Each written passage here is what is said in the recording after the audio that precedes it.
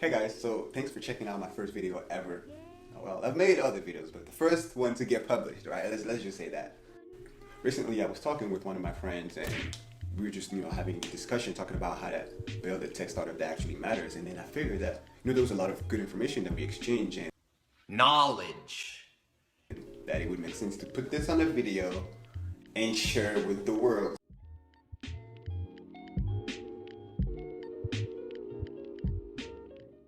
What do I mean by a tech startup that matters? Well, in today's world, if you want your tech company to be successful and to last, it has to matter first, which means it has to be significant.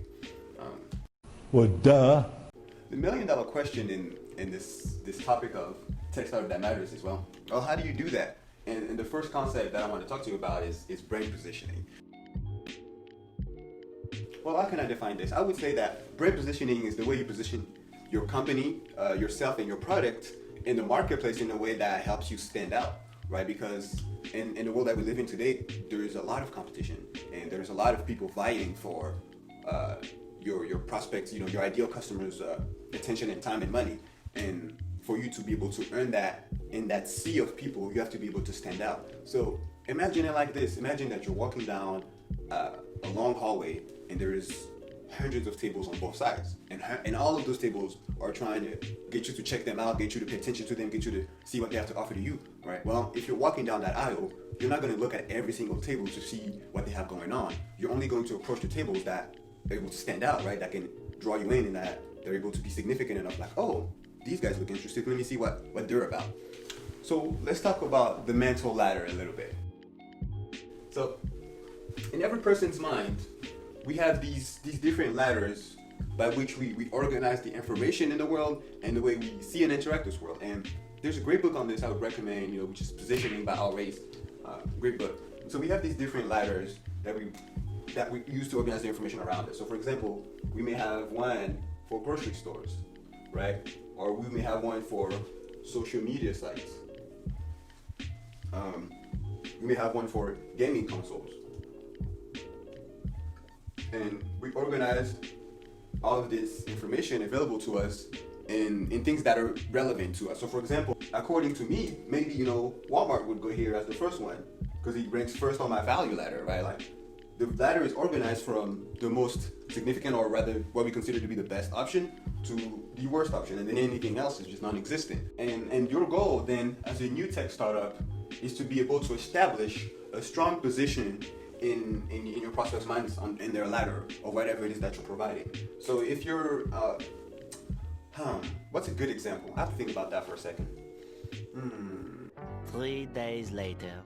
Let's say, for example, that your tech startup is an app to walk dogs and cats. I don't know who needs to walk a cat, but let's just say that, right? It's an app for animal walking. And so your goal, therefore, is to be able to establish a strong position in your prospect's mind. You want to be in one of the first two ladders here, animal walking. So that when you think about it, oh man, what's a good option for me to be able to walk my dog, then your offering would be one of the first two things that come up in their mind. The reason why you want to aim for the first two is that because people hardly go to their third option, like hardly. I know that I never buy food at Target. My first option is always Walmart, and if not Walmart, then I will default to Kroger, but I hardly ever find myself going to Target to buy food. So that's why you want to aim for the top two of the ladder in your prospect's mind. Now, this is a good segue to the next section, which is the competition paradox. Let me clear the board really quickly.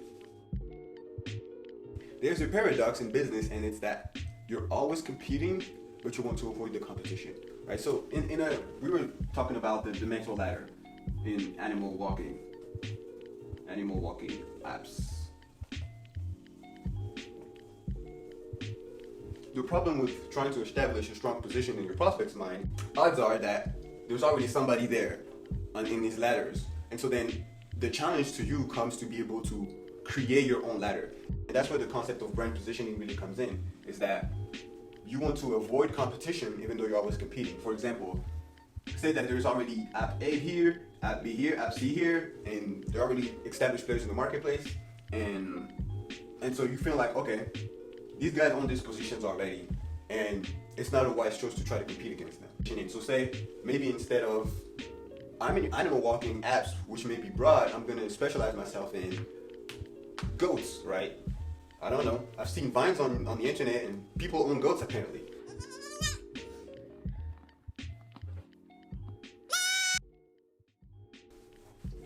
You might have a goat walking app instead of an animal walking app. And then you're able to establish a strong position here because it's not as busy, it's not as occupied, right?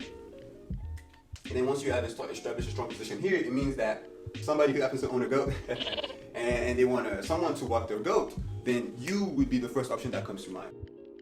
So we already know that we're always competing, but at the same time we want to avoid that competition. And we know that in order to avoid that competition, we have to position our product in a way that it stands out to people. Yes, it's an animal walking app, so that's the market in which we're competing, but we've positioned ourselves as a goat walking app. And so therefore, in the animal walking bubble, right, marketplace, we stand out for being different and for having that one quality is that, hey, we'll walk your goat for you. And that will then attract those people who seek out that interest. On an innovation graph, this is how you want to map it out. The y-axis represents value provided from 0 to 10. And then on the x-axis, you have different ticks, which each represent a different attribute that your target customers may care about.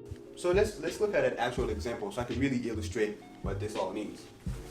So this over here represents an innovation chart for gaming consoles, right?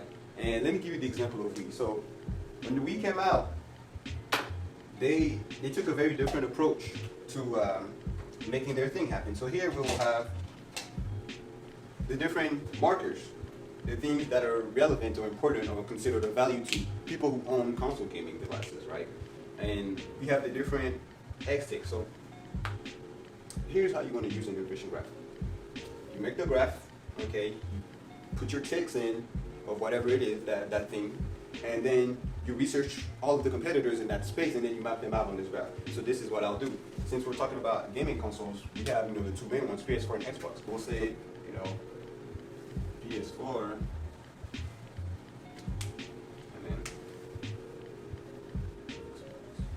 and so maybe, the PS4 is really great 8-game title, but maybe the frame rate is not as good. So we'll say like 8, and then the image quality is decent, or we'll say 8. Okay, then maybe the Xbox has better image quality and then better image frame rate, but then you don't have as many good game titles, right? And so this would represent, the Xbox on this graph, and we can kind of see that where they stand, right, and where they decided to establish themselves. Now, when Nintendo entered the game, they didn't try to compete on them against these different factors that these guys were already really strong in. Instead, they looked around and they were like, well, what is something that they're not seeing, or another direction that these guys are not looking at? And this is what they came around and saying. They said, well, what if we make our gaming device motion control, right? Motion control.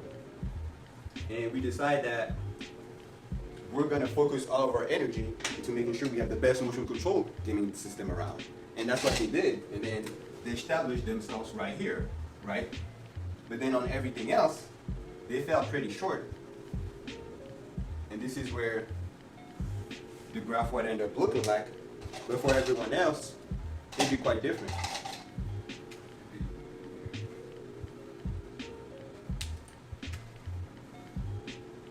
And so now you can kind of see, let me step away a little bit. You can kind of see where the Wii established itself.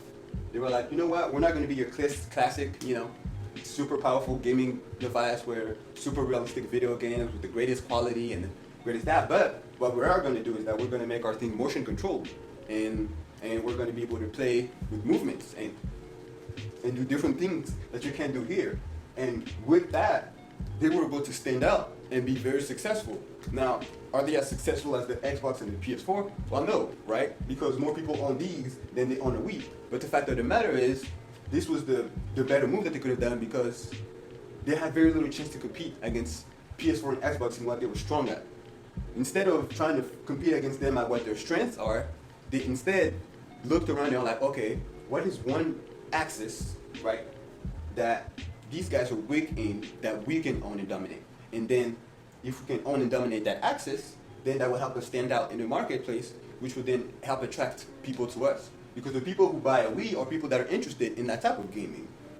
And this right here, this is where all the juice comes from.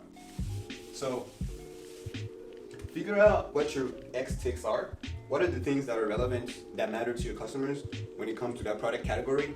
Like coming up with all these different X axes that you can, and eventually you will hit a wall because then you will have run out of the obvious ones. But then that's where the gold comes in, is that after you've kind of already listed out the obvious ones, then you're able to sit and think and create a new axis that you can then own and compete in and dominate. So, and that's really it. So, I mean, if you guys have any questions about all of this and the innovation graphs and all of that stuff, just make sure to drop a comment below, and then I'll make sure to respond and help you out and explain whatever.